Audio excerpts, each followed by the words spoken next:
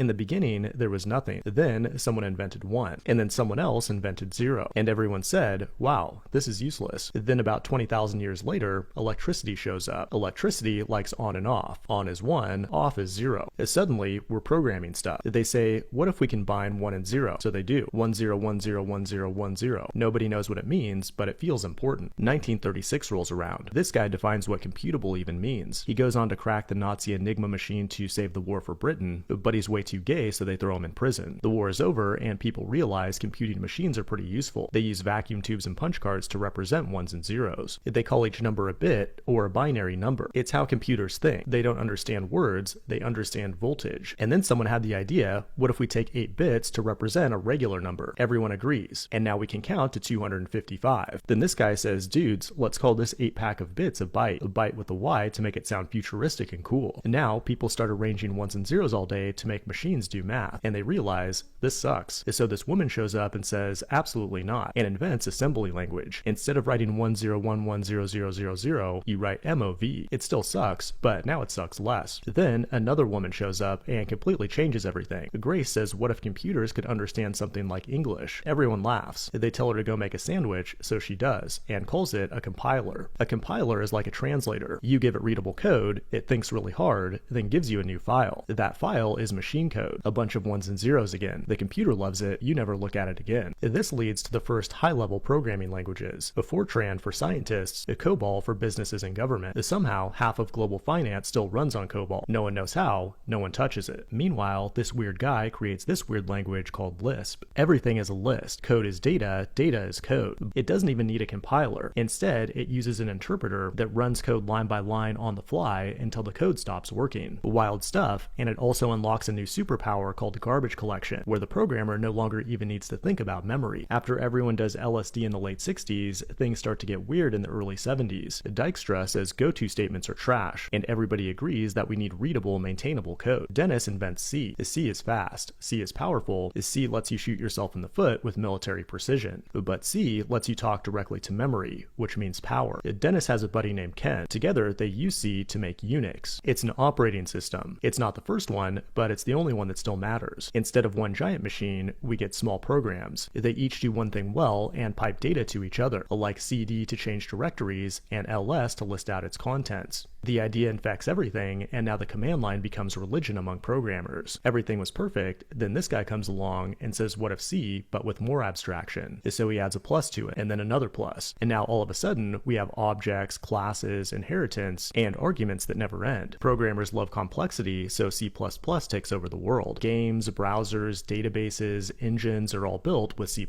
even today, and people still can't stop arguing about it. Now the year is 1982. Every nerd owns a Commodore 64 while learning how to code in BASIC while listening to Thriller on a record player. Soon, Turbo Pascal shows up. Like C, it has a compiler, but also a full integrated development environment. It sells like Thriller, but many new programming languages are hitting the scene. Ada is created for the military, Erlang for the phone system, MATLAB, Perl, Objective-C, and more. Oh, and don't forget Smalltalk, one of the first pure object-oriented languages where everything is an object. Everybody forgets about it, but everybody copies it. Then the 90s happen, and three philosophies collide. Guido says code should read like thoughts, so we get Python, where readability matters and indentation is law. But James says programs should run everywhere, so we get Java, where you write once and debug everywhere. Java doesn't just ship a language, but also a revolutionary virtual machine, which is like a fake computer that runs in the real computer and compiles Java to bytecode instead of machine code. It's basically cheating to get Java to run everywhere. But then Brendan comes along and invents JavaScript in 10 days to make buttons animate in the browser. It was supposed to be small, it was supposed to be temporary. It now runs servers, phones, databases, and spacecraft. No one planned this, no one wanted this. Then the World Wide Web happened. The experts said it would be no more important than the fax machine, but billions of websites were created anyway, most of them with PHP. Nobody likes to talk about PHP, only JavaScript frameworks. Wars were fought over JavaScript frameworks like jQuery, MooTools, React, Angular, Vue, Svelte, and thousands more. Many people died from unrelated causes, but they didn't die for nothing. Throughout the 2000s, languages became cleaner and more elegant. Swift fixed Objective-C, Kotlin fixed Java, TypeScript fixed JavaScript, Go fixed C, Rust fixed C, no, Zig fixed C. JK, C is still the best. In 2020, the world is beautiful and perfect. Programmers are cool, programmers are rich, and programmers are highly desirable mates. Even Fireship was making good videos without any AI slop. But then the asteroid hit. Someone says, what if we can get statistics to write code? First it's autocomplete, then linters, then refactors, then whole functions, then entire full stack applications. And suddenly everybody says programming is dead. But here's the secret. Typing code was never the job. The job was thinking